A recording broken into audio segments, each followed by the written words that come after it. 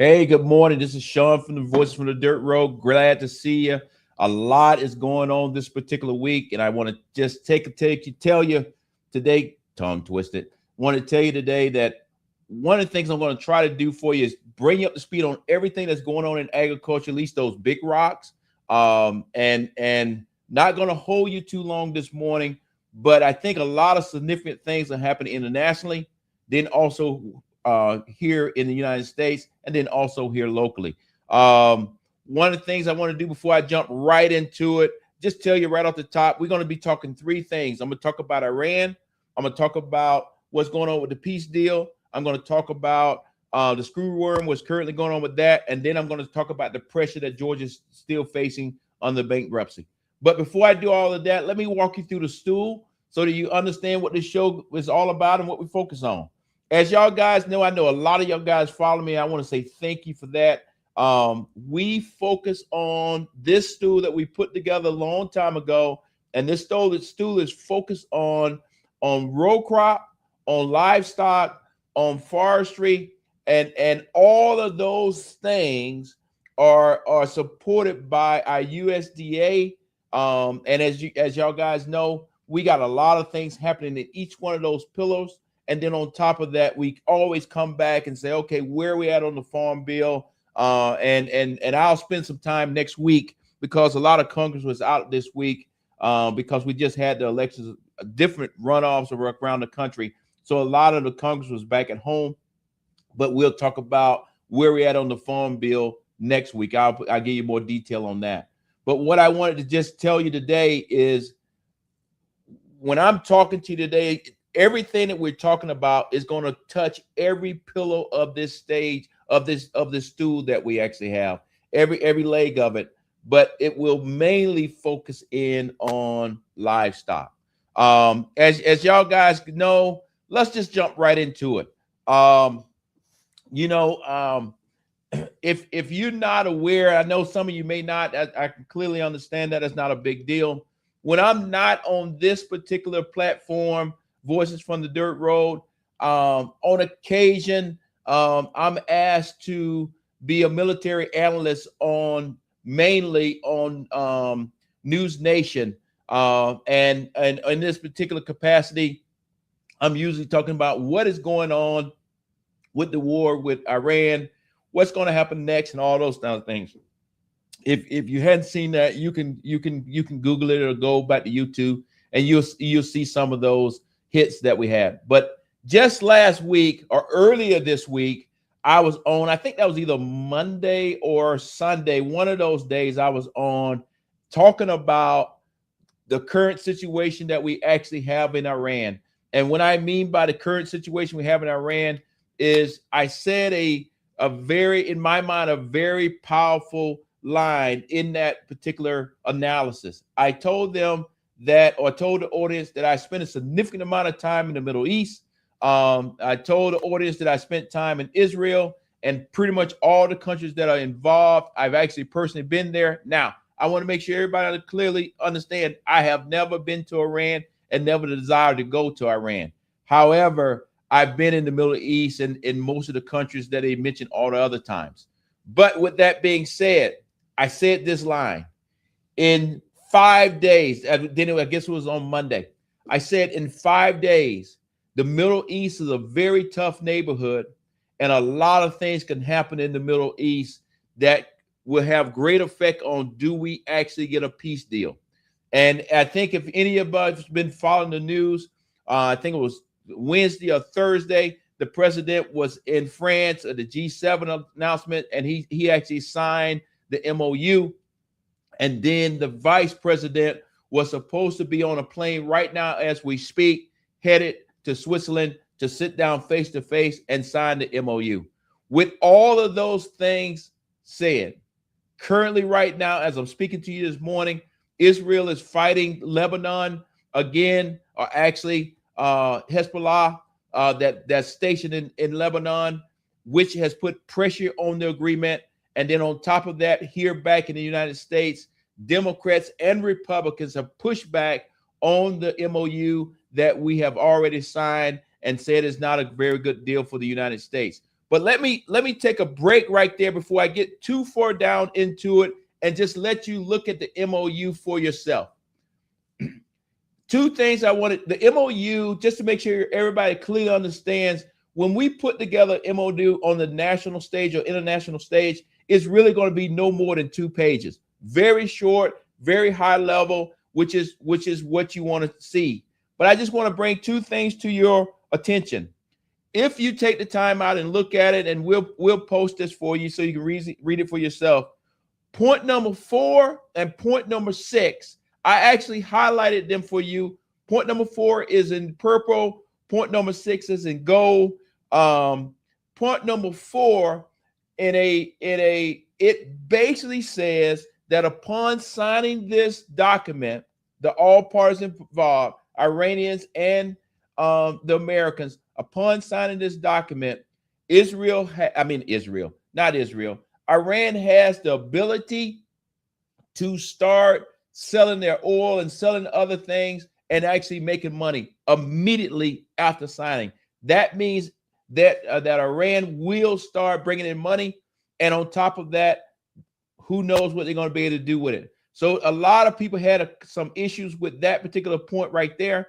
And then point number 6 that's there in highlighted in gold, that point there talks about the $300 billion that the United States and the president and Vice President Vance is saying that money is not coming from the United States. But if you look at the wording, it clearly says that the United States will be administering. So that means behind the scenes that everything is going through us. And again, a lot of pushback on that from our civilian leadership back in D.C. on the Democrat and Republican side. And right now, as we speak, the vice president is supposed to be on the plane headed to Switzerland roughly early this morning. He actually made the official announcement that they are not going. So right now, as we speak, I'm not 100% sure at 7:07 in the morning, Friday morning, do we actually have a peace deal or not? And if we don't, will we be back into another war, back into conflict? With that being said, you can see here on the very last page, this document has already been signed by our president, by Supreme Leader, or not the Supreme Leader, their parliament, I think their parliament leader, and then people from the negotiators from Pakistan. So with that, this will be posted on this particular page and other places so that you can read it for yourself. But I do want to bring you up to speed this morning and let you see the latest video of the vice president talking about this particular issue. Oil tankers began moving through the Strait of Hormuz again as the U.S. lifted its blockade of Iranian ports after more than 2 months. Meanwhile, the Trump administration is being criticized over a $300 billion economic relief plan for Iran. CBS News correspondent Jesse Mitchell reports. A White House spokesperson tells CBS News Vice President J.D. Vance is no longer traveling to Switzerland Thursday night, saying plans for the upcoming talks to end the war have not been finalized and that the U.S. delegation has been prepared to depart at the first available opportunity. The initial memorandum of understanding between the U.S. and Iran to stop fighting was signed separately by each country Wednesday. Defending the current agreement earlier at the White House, the vice president rebuked some members of Israeli Prime Minister Benjamin Netanyahu's cabinet for condemning the points that have been made public. If I was in the cabinet of the Israeli government, I might not be attacking the only powerful ally that I have anywhere left in the entire world. On social media, President Trump wrote, quote, "These fools who think I haven't been tough enough on Iran when the stock market just hit a record high and oil prices are tumbling down are either jealous, bad people, or stupid." On Capitol Hill, lawmakers across both parties have criticized terms of the deal. Literally everything that President Trump said he was trying to accomplish with this war has failed to accomplish. I believe he has delayed the Iranian regime's ability to get a nuclear weapon, which is very, very important. But my hope would have been that he would have finished the job and basically eliminated that threat in the future. While others say they support giving diplomacy a chance. cautiously optimistic. I'm glad the markets are responding well, but the markets are ultimately going to be responding to the details that we all need to see. A White House official confirmed to CBS News that senior Trump administration officials hosted a briefing call Thursday with congressional leaders about the agreement with Iran. Jesse Mitchell, CBS News, New York. Well, you say to yourself, Sean, what does that have to do with Voices from the Dirt Road? And I tell you exactly what it has to do with Voices of the Dirt Road. It's because we thought we had an agreement, gas prices that went down, fertilizer prices had dropped, all kind of things that started to drop. Now the question comes in as the market started opening back up this morning, and it looks like the deal is off. It also don't look like it. Israel is currently fighting as we speak with Lebanon. The question is, will all of those things start spacking back up again? And then how do we get to the finish line? So this is the reason why I bring it to you on this particular platform, is because all of these things that we're talking about that's happening internationally is actually affecting farmers across the board. Don't making a difference if you tie the livestock, row crop, forestry, or even the USDA across the board. It will have great effect on our farmers, because that diesel price that just fell the other day, where they talk about the markets, now I believe when the markets open back up, because it's a dark cloud back over this situation again, of that potentially we're not going to be a peaceful solution, it potentially is probably going to go back up, and I believe it will go back up. So I just wanted to bring that to your attention, because this issue here is what I call current operations. These are the things that are happening right now as I'm speaking to you on the air. With that, I want to move now to the thing that's kind of a little bit closer to us as farmers across the board, especially on the cattle side. But it doesn't make any difference if it's cows, horses, chickens, your pet, wildlife, whatever, is we are still dealing with the screwworm pressure that's actually out there. And let me just kind of orient you again to the facts that we know when it comes to the screwworm. We still, at this point, just like I mentioned last week, we still have the screwworm that is still in Texas and also in New Mexico. With that being said, it's still at this point confirmed 12 cases. One of the things that we have learned from last week to this week is right now farmers in Texas and down in that particular area are not happy with the way that the USDA is doing a couple of things. And what I mean by that, if a farmer picks up the phone and says, hey, I have identified a screwworm being on one of my cattle, one piece of my livestock or something on my farm, including a dog or cat, whatever it was, then the USDA in the past, the way they used to handle it was that they would just bring the flies in and release them and do all that. Now they put in the farmer's farm in quarantine. And because the farmers don't want to go in quarantine, we're running into a situation where they're not receiving that particular phone call. So that's a friction point that they got to work out, because the key is for all the farmers, USDA, the state agencies, for everybody to work together to ensure that we can actually stop this screwworm situation. Last week, I actually took you through great detail to tell you exactly what a screwworm was. I know when we say that, it brings things to your attention, but really all it is a fly, and then the larva of that particular fly, it actually only wants to land on a animal that has an open wound. The key piece that I want you to know and understand, that this animal that is landing on is an animal that is alive, or even a person. A person can actually get it if you got an open wound, but you're alive. It's not like you see something dead on the side of the road. They don't want something that's dead. They want a live animal or person or whatever, and they actually eat fresh meat. I know that's very morbid, but I think that's a key piece that you need to understand. But the other thing I also want you to understand before I move from this subject is this has no effect on our food consumption or our market when it comes to the meat. This, if an animal has a screwworm, veterinarians have the medicine that they need to give the animal, or the spray they need to give the animal, all those kind of things to fix it. It has no problem with addressing the issue. So this is not a food consumption problem. This is a problem of trying to eradicate this particular fly like we did years ago back in the early 70s.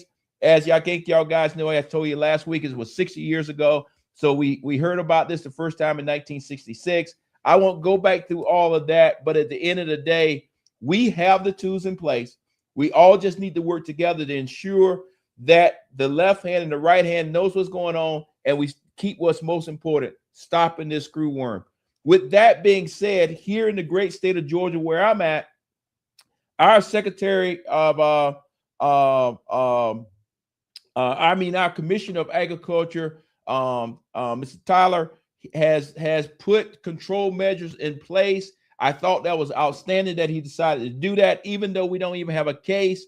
But I thought it was very smart of him to say, okay, if any animals are coming into our state, they will be checked before they come into the state, which I think is outstanding. It doesn't make any difference. It's horses, cows, chickens, goats, whatever it is. It's stations now as trucks or individuals that are bringing animals in. They will be stopped. They will be checked by the Department of Agriculture at the state level to ensure that these animals are fine. And if they're not, then they have to go through some other protocol. But I just want to give a shout out to our agriculture community for doing that, because I think it's very important that in this situation, don't wait on the federal government to fix it for you. You need to make sure that you got things for yourself put in place. And I just encourage all the farmers out there to do the same thing that I'm doing every day. I go out and make sure that I check my animals and kind of go from there. Again, we do not have a screwworm problem here in Georgia, but you never know what you don't know unless you go out and check your animals. And right now, we are in a situation, at least in my part of Georgia, that we're basically every 3+ days, we get a major rainstorm. I don't want to be the person to say that we didn't pray for the rain, because we needed the rain because we was in a drought. But however, right now we actually getting enough. We actually getting rain. But now when you go out to try to spray your cows or put some pollen on them for the flies, if it rains the very next day or that afternoon, it washes right off the back and you still have the flies. So, you have to take the good with the bad. And that's just where we're at. But my recommendation is just to be to all our farmers and pet owners and everybody, just check your animals and kind of go from there. We will come back next week with some more updates on this particular issue, because I think it's going to be a while before we get our hands completely around it. But the good thing is, as of this morning at 7:18, that we only have 12 cases that we're currently tracking, and that has been holding. So that's a good thing. What we're doing by putting out the sterile flies is actually working. I think next week, depending on where we're at, I may pull a video that kind of show you that whole process. If you don't understand what I'm talking about, that how we actually fight it. So that's currently where we're at on that particular piece. And that's kind of a good news story. At the same time, a little bit of a tough story. Yes, we're dealing with the screwworm. Yes, we got some friction points here and there. However, currently it's not. It looks like it's not moving. They got it contained, but we'll continue to monitor that and see what we got going on out there. I want to move on now, and like I mentioned, this morning's show is going to be pretty quick. Oh, I didn't say it. Let me step back. I want to take time and say happy June 10th Day. This is a holiday that it hadn't been around that long, and I'm just glad that we actually have this holiday. So when I finish this show today, I'm going to go to a couple different events and just celebrate the June 10th and celebrate all the great things that this nation has done. and kind of go from there. So I apologize for not saying that up on the top, but that is kind of the reason why today's show is going to be a little bit shorter, is because as soon as we finish doing this, got to go outside, check the cows, and then get on the road and go to a couple different events today. So have fun with your families today, this weekend.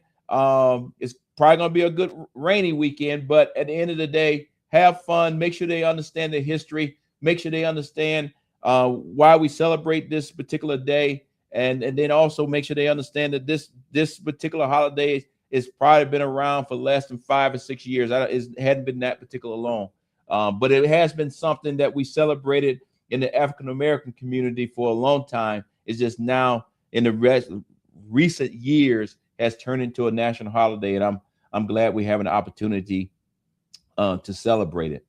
Now, let me go back to what we were talking on the show. The next piece of that I want to talk to you about just real quick is, as y'all guys know, if you step back and look at the logic of the show, this morning, I took the time to go international with you and told you what was going on in the Middle East. Then we came back to the United States and we talked about the screwworm. We even talked about what we're doing here in Georgia. All of those things are putting pressure on Georgia farmers and farmers around the nation. I think I might have told you last week that Georgia farmers, believe it or not, are in second place to Arkansas when it comes to foreclosures. Right now, the current weather that we're dealing with is we either got places that are in droughts, so farmers are dealing with a drought, or as of right now, we got places that are flooded from the storm that's making its way out of the Gulf all the way up. So now we have too much water, and if crops were out, they're flooded, or you can't get in the field and all those kind of things. I mentioned all of that is because you got the international pressure of Iran and what's going to come with the peace deal. You got the screwworm pressure that's out there, and that's affecting the livestock side of our stew. And then you also have the weather that's affecting row crop and everything else across the board, including livestock. Because right now, one of the things, y'all guys know, my farm is not the biggest farm in the world. I never wanted to be the biggest farm in the world. But I buy my hay. And I talked to my hay guy a couple of days ago, and he made a very profound statement. I said, hey, this time last year, I'd already bought the hay. It was out at my house, in the shed, the whole 9 yards. And I said, where you at on the hay? He said, Sean, I got plenty of hay, but it's actually still grass in the field because we had not had 3 or 4 or 5 days of sunlight. He can't get out there and cut it. So the reality of it is this weather, even though it's good, we got plenty of grass, it's actually hurting us at the same time because many of the individuals that are in the hay business can't find 3 to 4 or 5 days that they can cut the hay, let it dry, and bale it and get it out of the fields before it gets wet again. So I tell you all that to get to this particular subject.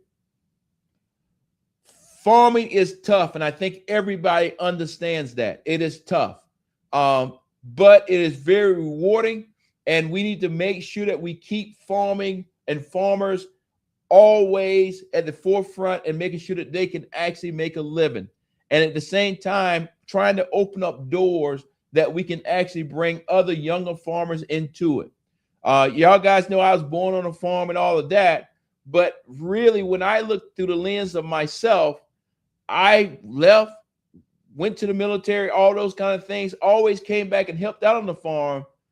But it was my military experience and my saving of money to help me buy the farm that I'm on today. And with that being said, I'm always looking for ways that we can find a way to get young people into farming. And the reason why I bring this up at this moment is right now, like I mentioned earlier, Georgia is second to Arkansas when it comes to bankruptcy. And what concerns me is this. If we continue to have farmers going out of business, then the question goes into play, who's actually buying that farm. Who's buying it? Because right now, young people are already struggling trying to buy a house before they're 40. And the question is, then how are young people even going to afford to buy a farm? Because you can't go out there with $12 and think you're going to buy a farm. And nobody's just going to give you one. And that's even if your parents had it, your grandparents had it, it's still an incurred cost there when you actually get it turned over to you. You still got to be able to make a living off of it. And it's going to be a lot of work. With that being said, let me tell you a little bit more about bankruptcy that's currently going on in the great state of Georgia. I'm not sure. Do I have okay, yes, I do have a slide here. And one of the things I'll make sure that it gets posted today is that, again, bankruptcy is extremely high here in Georgia. Like I mentioned earlier, we are second to Arkansas. The reason why I bring up Arkansas is because if you following any agriculture news, they're always talking about Arkansas. But the reality of it is every day Georgia's catching up with them. And if we don't watch it, we're going to overtake Arkansas. And when I say overtake Arkansas in bankruptcy, that's not a good thing.